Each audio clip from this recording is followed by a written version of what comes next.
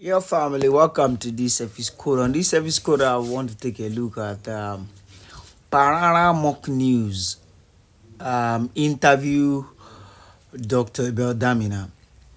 And in this video, they talked about two things: the deliver of the Hebrew woman and first fruit. He asked Dr. Bedamina, because a lot of pastors have used it, you will deliver like Hebrew women, you will deliver like Hebrew women. So he now asked Dr. Damina about the Hebrew woman. Then Dr. Damina said it's a lie in the Bible, because those women, they were trying to protect the Hebrew women from the king not killing their children. So they now lied to the king that these women, they give birth very fast and they are strong. And then moving to the first fruit. He said the first fruit should be the increase, even if you want to follow what they preach, what pastors preach. He said it is the increase, which means maybe something is being added to your salary, so that's what you should pay. And aside that one, he said Jesus is the first fruit. It's not your salary. It's not your salary. So Paramokun is asking these two questions and he answered in detail. So I don't want to tell you the full answer, but I want you to watch this video. So to get everything in detail, so you know the Hebrew women's story and also know what first fruit it's all about. So watch our Paramok News and Dr. Abel Damina. Watch, I'll be right back. Okay, so this one self don't see take the life of a lot of African women. Because many of them say they want to deliver like Hebrew women. And they not come from Hebrew. Say they want to deliver like Hebrew women. When you tell them about CS, about other way of delivery, Exactly. they say no. And, Like this, and you like this. know, So Mr. waiting be Diamond, your own advice it's for a them. very important, very important point you're raising, Mr. Diamond. Yes. First of all, there's nothing like delivering like Hebrew women. There's nothing Hmm? like it. That You know they scripture that talks about Hebrew women, I know the scripture in correct. Exodus. The women actually lied. It was built on lies because the king had passed a decree that every male child of the Hebrew should be killed. They should be killed. But the midwives fell in love with the children of the Hebrew women because they were handsome and they were nice looking. So they decided to disobey the king and spare the life of these Hebrew children. So when the king now says, why are you people sparing the Hebrew children? They now lied by saying that the Hebrew women were strong. They were not like their own women. That before labor start, they will push out the child so they cannot kill the child. It was a lie. There's nothing like Hebrew women. If you read that context very well, they lied to the king to save their lives and to save their jobs and so that they can save some Hebrew children's lives. So there's nothing like Hebrew women at all. It was just a myth, a mythos, a make-believe that never existed. And because people don't read the Bible in context, they just cherry pick things and run.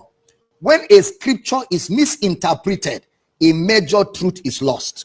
Let me repeat. When a scripture is misinterpreted, a major truth is lost. And if the truth is lost, the only thing you have is lies. So there's nothing like Hebrew women giving birth before others. It is the same mortality. Women will go through the process of childbirth, and it's the same process. Some women will deliver naturally, and some women will even opt out for CS. CS, a woman that delivers by CS, is not inferior to a woman that delivers naturally. In fact, some women even prefer CS to natural birth because it's easy and quick. So let nobody deceive you, intimidate you, make you feel insecure because you delivered by CS or you delivered naturally. The important thing is that the mother is alive and the baby is alive and everybody is happy. There is no reward from Jesus for delivering. There's no reward from God that you delivered naturally or you delivered by CS. There's no reward for such things.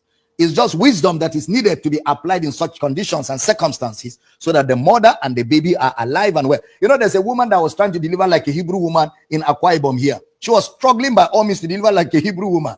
And because she did not allow the doctors to deliver her, in the process of pushing, the child's hand was twisted. The child came out paralyzed. Till today, the child grew up with that paralysis. And the mother now is bitter Because the mother said, when I was saying the doctor should deliver me, my husband said the doctor should not. I should push. I can do it. And I told my husband I cannot, but he insisted. Now we have a child with a paralyzed hand. The mother is bitter. So that is the dangers, it's because people are ignorant. They are not well informed. And that's why I'm grateful, Mr. Diamond, that you were able to create this platform for us today to reach more people and help people have an awareness and have an understanding of the truth concerning the mind of God on these issues. So what ask you this every January when they ask us to pay a first fruit? This is the Bible. Mr. Diamond, Yeah. that first fruit principle that they keep doing every January, first of all, is not even Bible. It's not New Testament. Really? And if you even want to follow the principle, let's say we have decided to be stupid. Let us follow the principle with them that there is something called first fruit. Which scripture do they use? Is Proverbs chapter 3 verse 9. Okay, so without interpretation, without explanation, let's follow that Proverbs hook, line, and sinker. Proverbs 3:9 says, honor the Lord with the first fruit of your increase. With the first fruit of your increase. So it means the first fruit will be from increase. That is to say, even without interpretation, if I have a salary of 1,000 naira every month last year, and this is January, and my pastor say bring first fruit, the first fruit is not 1,000, because 1,000 is not increase. 1,000 is my salary. The first fruit is of your increase. Anybody that doubts me should go and check Proverbs 3:9. It's written there. It will be the first fruit of your increase. So let's say January, my salary has increased from 1,000 to 1,200. So the first fruit will be the increase on top, which is 200, not the 1,000. That is to say, we have decided to be stupid. Let's follow them like that. It will not even be the salary. It's the increase on top. But that is not even what the scriptures are teaching.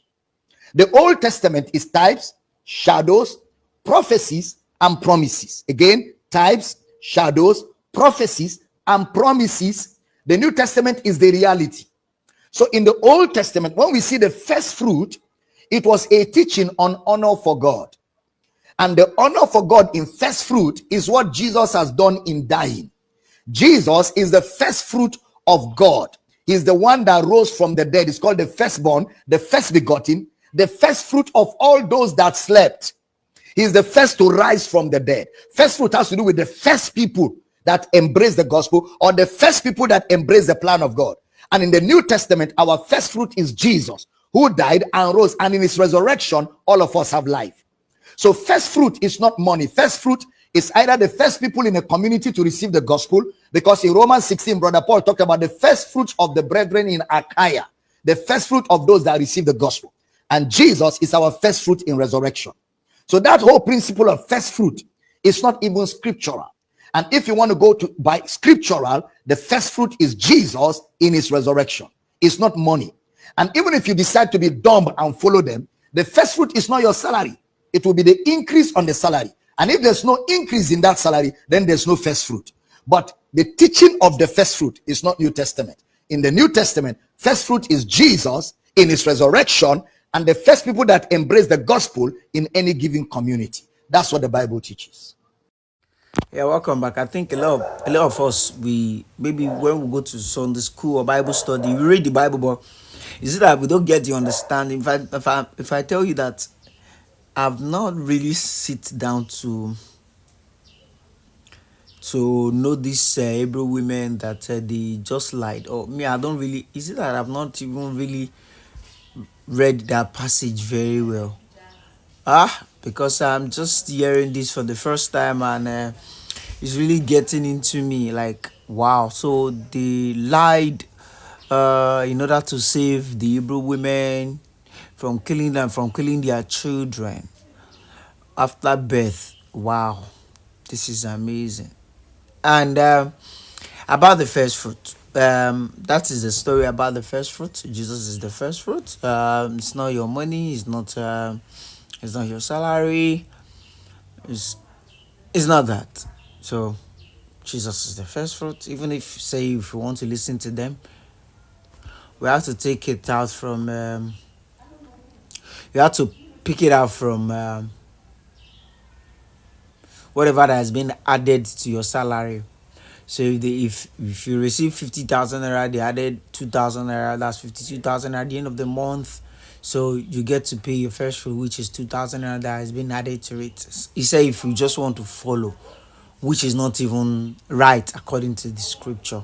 Jesus is our first fruit. Yeah, I just said let me bring this to your notes. I don't know if you understand this very well, or if you have any understanding of this. If you really get this, and you learn something from this, or you don't learn something.